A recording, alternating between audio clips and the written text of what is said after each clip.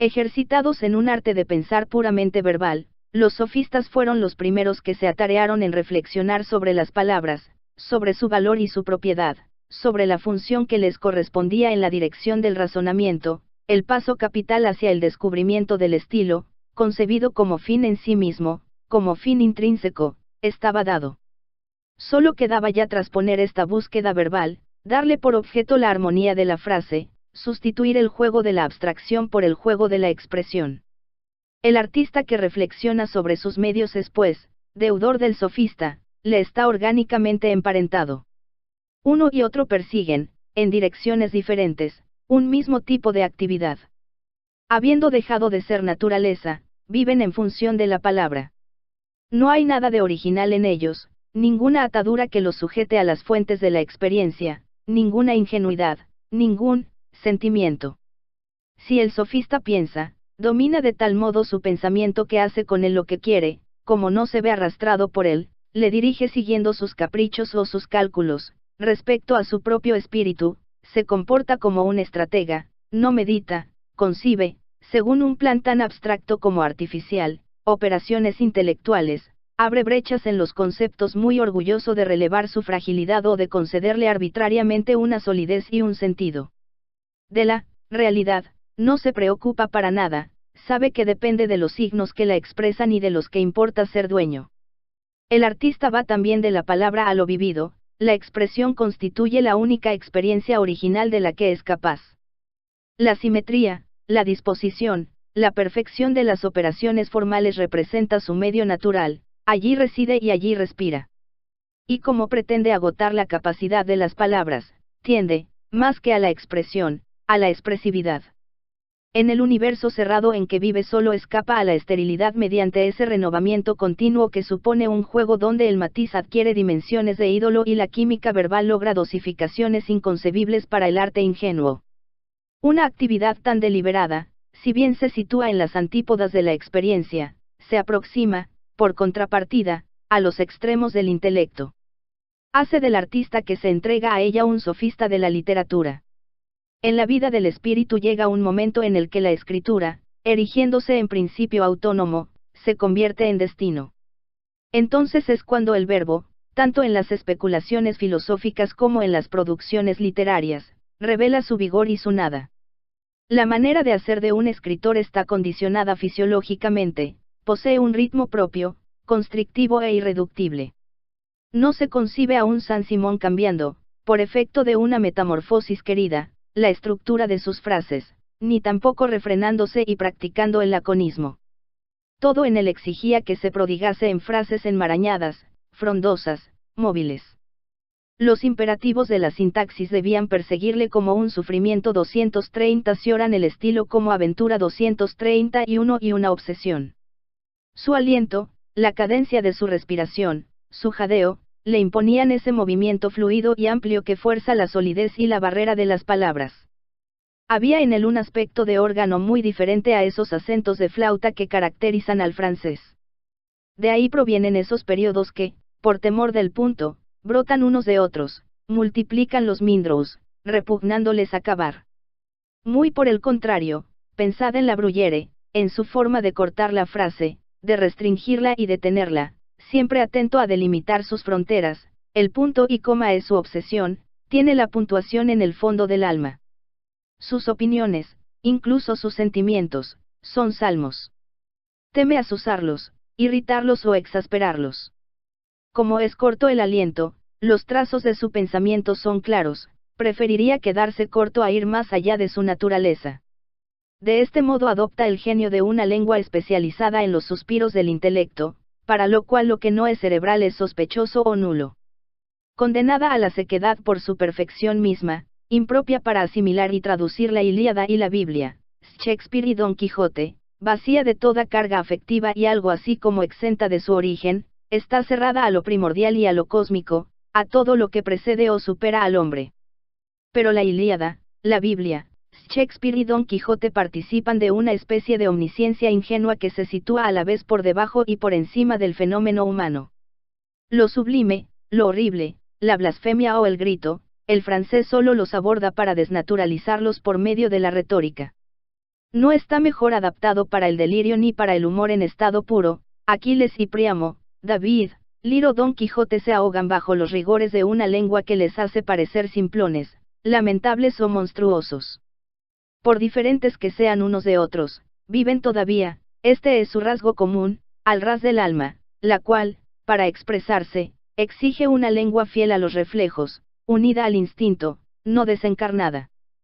Tras haber frecuentado idiomas cuya plasticidad le proporcionaba la ilusión de un poder sin límites, el extranjero desbocado, enamorado de la improvisación y del desorden, arrastrado hacia el exceso o hacia el equívoco por incapacidad para la claridad, si bien aborda el francés con timidez, no por ello ve menos en él un instrumento de salvación, una ascética y una terapéutica.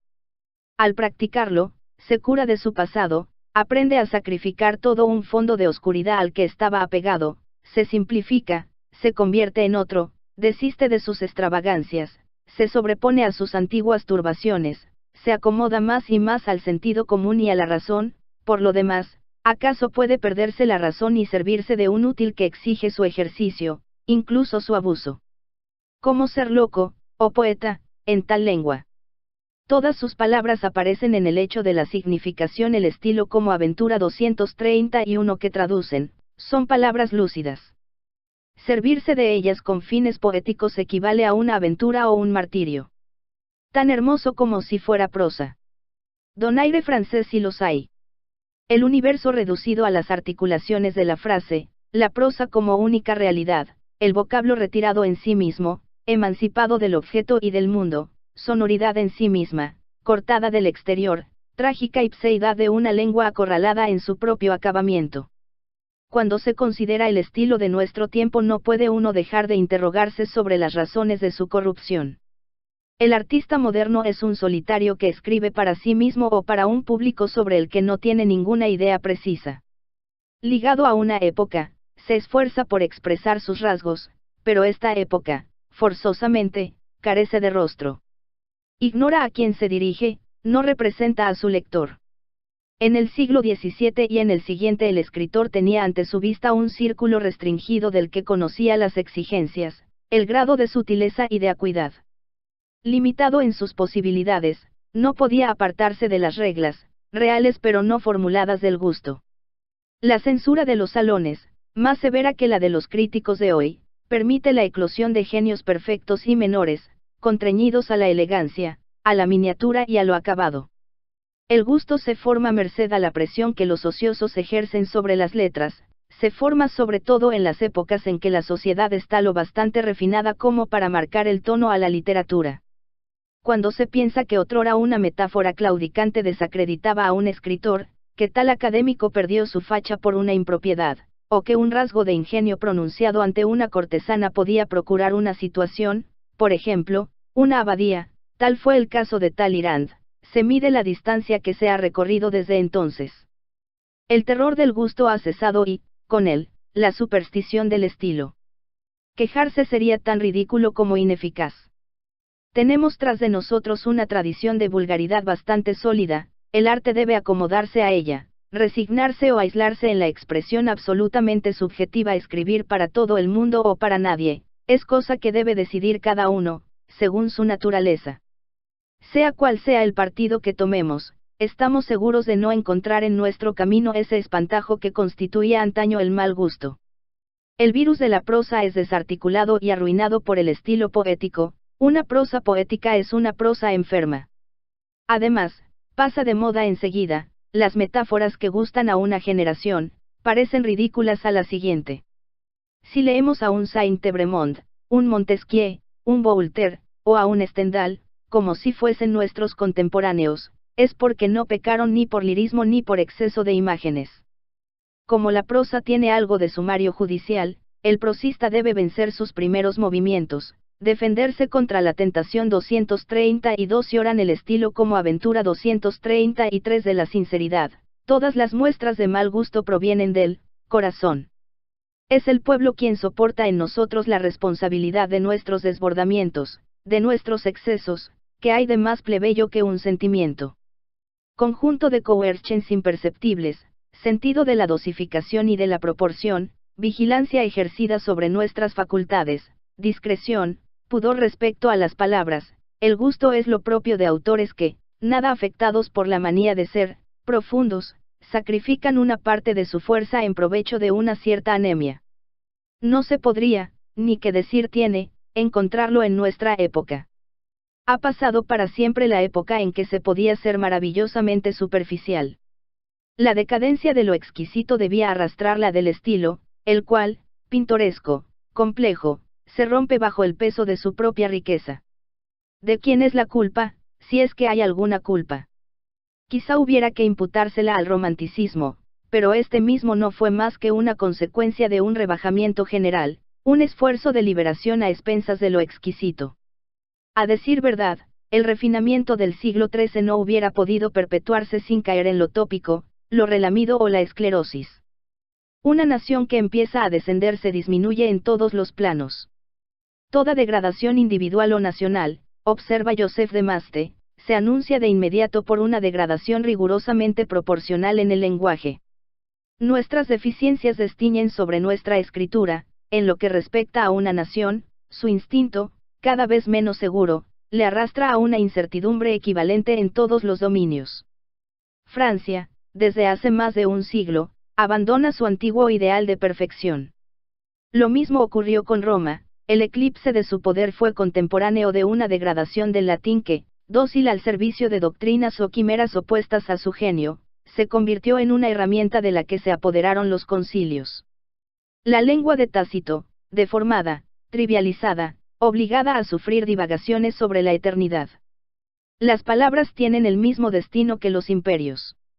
En la época de los salones, el francés adquirió una sequedad y una transparencia que le permitieron llegar a ser universal.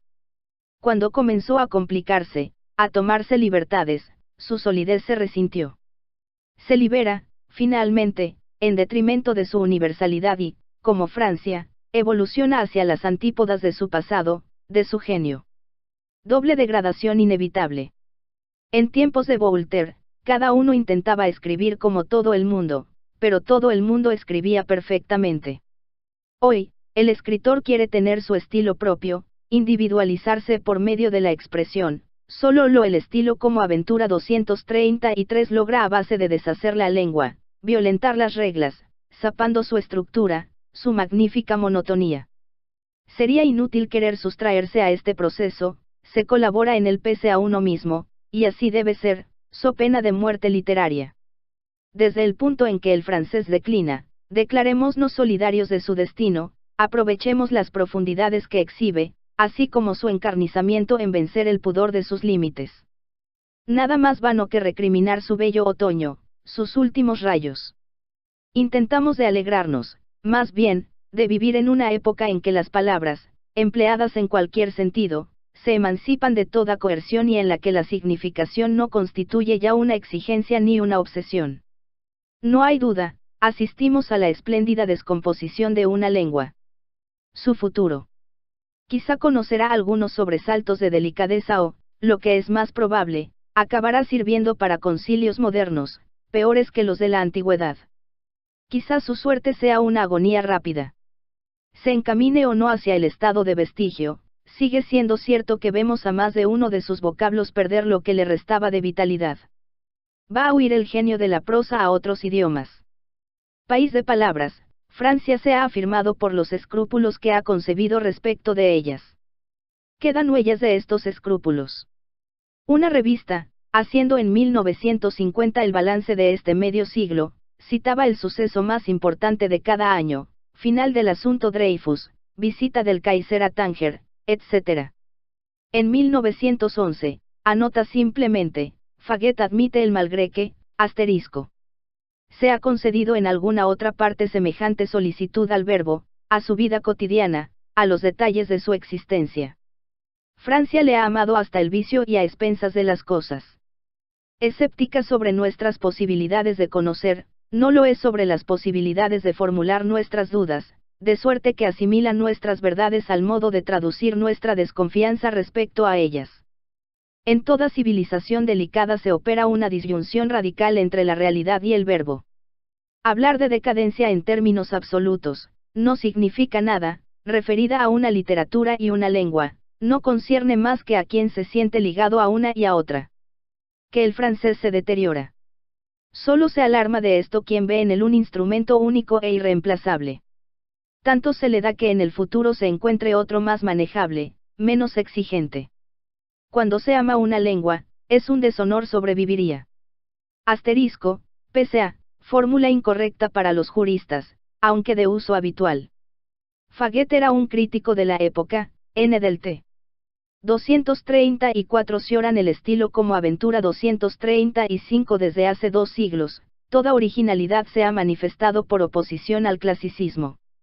No hay forma o fórmula nueva que no haya reaccionado contra él. Pulverizar lo adquirido, tal me parece que es la tendencia esencial del espíritu moderno.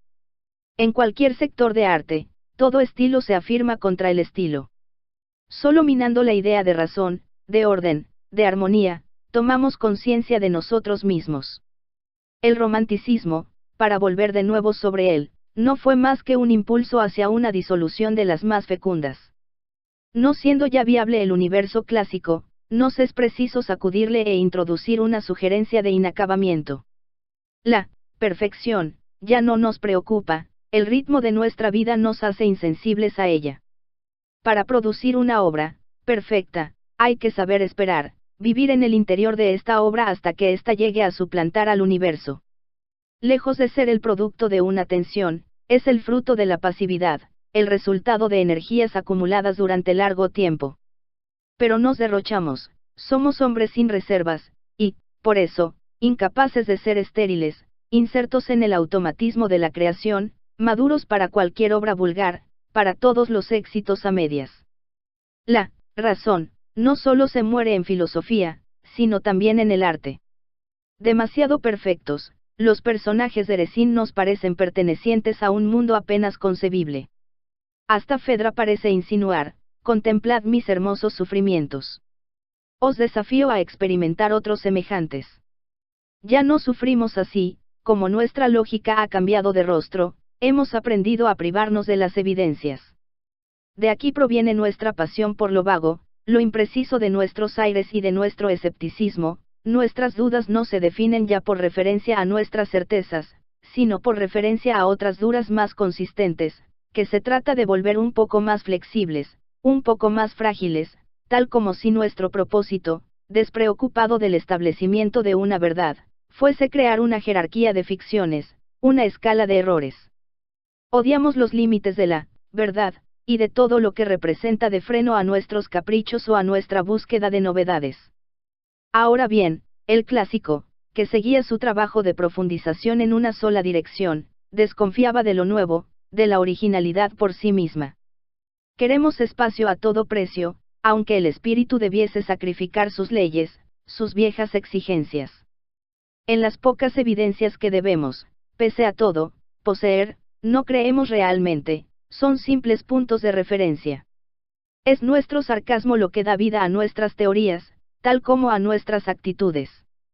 Y este sarcasmo, en la raíz de nuestra vitalidad, explica por qué avanzamos disociados de nuestros propios pasos. Todo clasicismo encuentra sus leyes en sí mismo y se atiene a ellas, vive en un presente sin historia, en tanto que nosotros el estilo como aventura 235 vivimos en una historia que nos impide tener un presente. De este modo, no solo nuestro estilo, sino incluso nuestro tiempo está roto. No hemos podido romperle sin romper, paralelamente, nuestro pensamiento, en perpetua querella consigo mismas, prestas a abolirse unas a otras, a volar en pedazos, nuestras ideas se desmenuzan como nuestro tiempo. Si hay una relación entre el ritmo fisiológico y la manera de escribir de un escritor, con mayor razón la hay entre su universo temporal y su estilo. El escritor clásico, ciudadano de un tiempo lineal, delimitado, cuyas fronteras no franqueaba, ¿cómo iba a haber practicado una escritura entrecortada, de contrastes excesivamente marcados? Cuidaba las palabras, vivía en ellas permanentemente. Y estas palabras reflejaban para él el eterno presente, ese tiempo de la perfección, que era el suyo. Pero el escritor moderno, no teniendo ya asentamiento en el tiempo, tenía que hacerse con un estilo convulso, epiléptico. Podemos lamentar que así sea y evaluar con amargura los desastres que comporta el pisoteo de los antiguos ídolos. Pero sigue siendo cierto que nos es imposible apegarnos aún a una escritura ideal. Nuestra desconfianza respecto a la frase alcanza a toda una parte de la literatura, la que jugaba la baza del encanto, charme, y empleaba los procedimientos de la seducción. Los escritores que recurren a ello todavía nos desconciertan, como si quisiesen perpetuar un mundo trasnochado. Toda idolatría del estilo parte de la creencia de que la realidad es todavía más hueca que su figuración verbal, que el acento de una idea vale más que la idea, un pretexto bien tratado más que una convicción, un giro sabiamente realizado más que una irrupción irreflexiva. Expresa una pasión de sofista de las letras. Tras una frase proporcionada, satisfecha de su equilibrio o hinchada por su sonoridad, se oculta demasiado a menudo el malestar de un espíritu incapaz de acceder por la sensación a un universo original. ¿Qué de extraño tiene que el estilo sea juntamente una máscara y una confesión?